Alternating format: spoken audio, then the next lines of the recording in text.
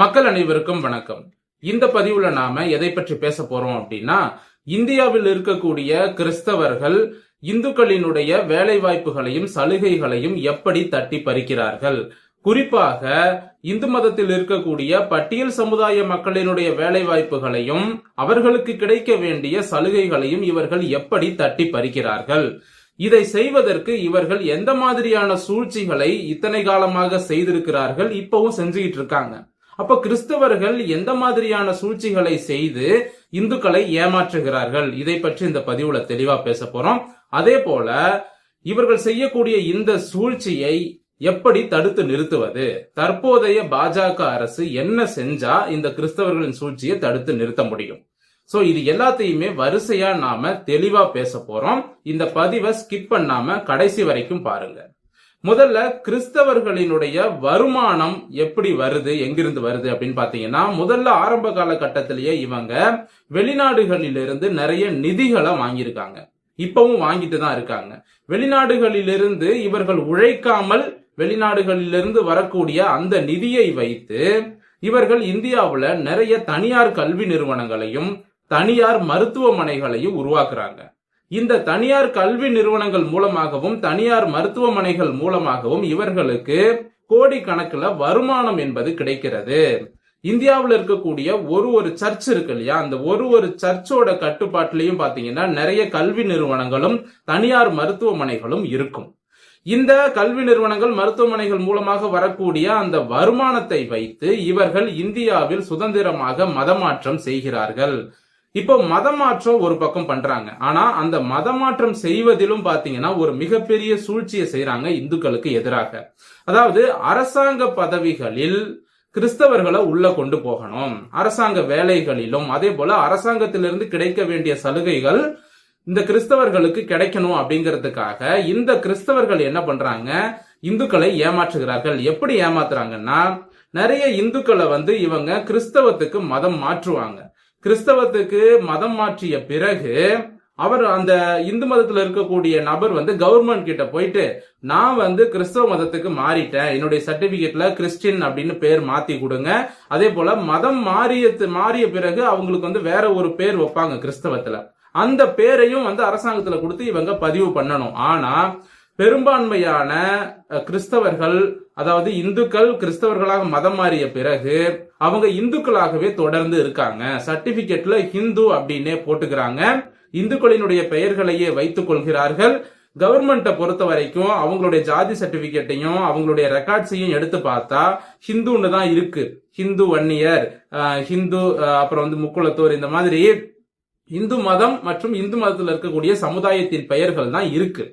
அப்போ அதை பார்க்கும்போது கவர்மெண்ட்டுக்கு என்ன தோணும் அப்படின்னா, இவர்கள் இந்துக்கள் அப்படின்னு கவர்மெண்ட் நம்பிடுவாங்க.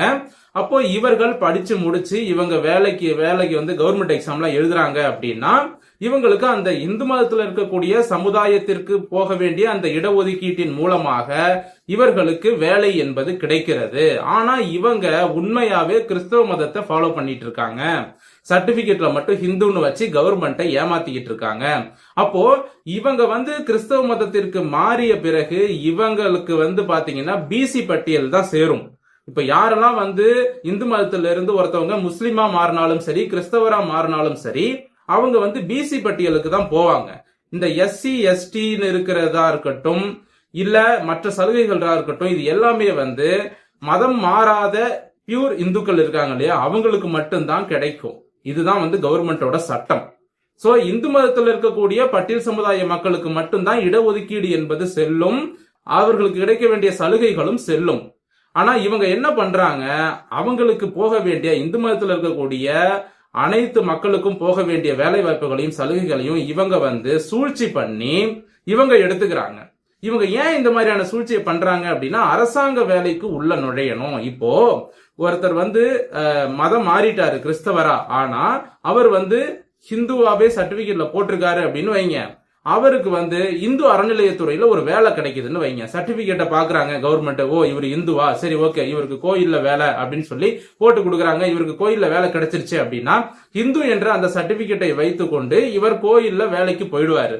அவரோட பேரும் பாத்தீங்கன்னா இந்து மதத்தினுடைய பேரா இருக்கும், ஒரு தமிழ் பேரை வச்சுப்பாங்க.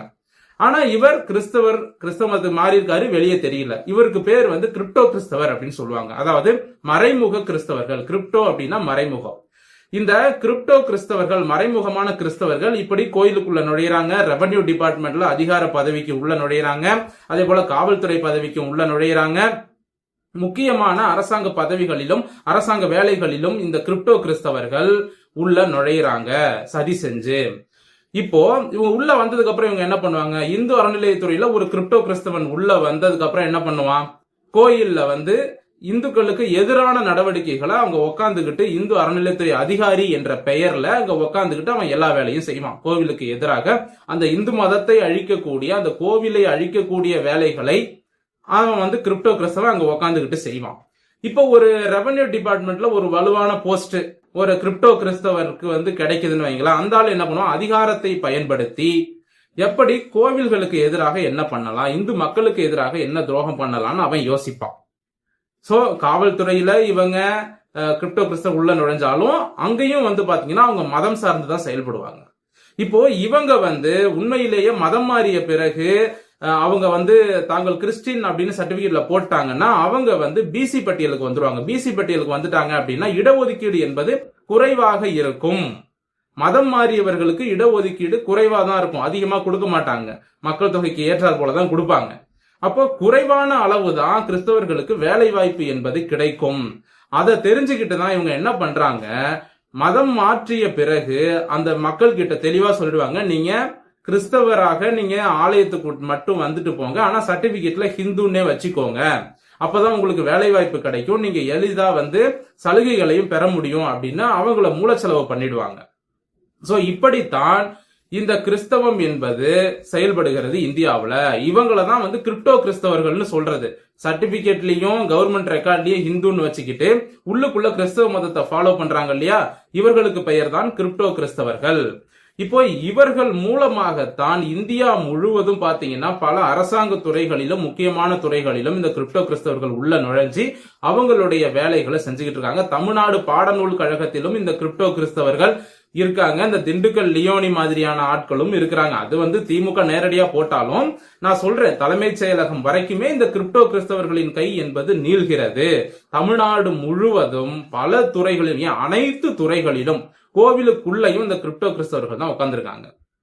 இதுக்கு வந்து முழு ஆதரவு கொடுப்பது திமுக அரசாங்கம். இந்த திராவிட கழகம், பெரியார் திராவிட கழகம், திராவிட முன்னேற்ற கழகம், இந்த மாதிரி இந்த திராவிட சித்தாந்தம் கொண்டவர்கள் அதிகமாக இந்த கிரிப்டோ கிறிஸ்தவர்களை கோவில்கள்ல உட்கார வைக்கிறாங்க. சேகர் பாபுவே ஒரு கிறிஸ்தவர் அப்படின்னு ஒரு கிறிஸ்தவ பாதிரியார் சொல்றாரு. சேகர் பாபுவோடு சிறு வயதில் நட்பாக பழகிய ஒரு கிறிஸ்தவ பாதிரியார் அவர் வந்து பேட்டியில என்ன சொல்றாரு, இந்து அறநிலையத்துறை அமைச்சர் சேகர் பாபு ஒரு கிறிஸ்தவர் அப்படின்னு.